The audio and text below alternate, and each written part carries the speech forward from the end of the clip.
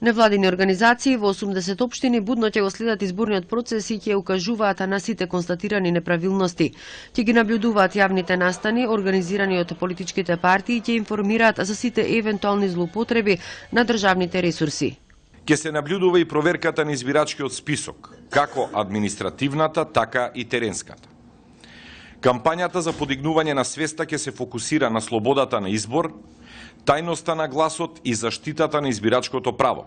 Народниот правобранител ќе постапува по поплаките и преставките од граѓаните поврзани со изборите, а детската амбасада Мијаши ќе ги штити децата од политичка злоупотреба.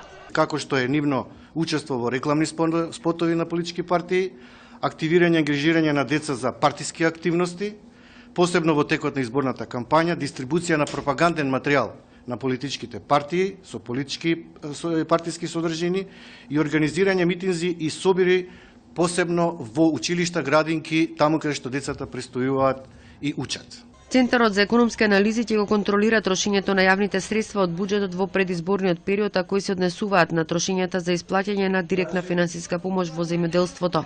Ќе се мониторираат меѓуетничките односи, говорот на омраза, евентуалните инциденти. Младинскиот културен центар од Битола ќе биде задолжен за можните злоупотреби во администрацијата во предизборниот период, како што е трансформацијата на работните односи од привремени во трајни. Потписниците на меморандумот за соработка очекуваат изборите да поминат во мирна и демократска атмосфера.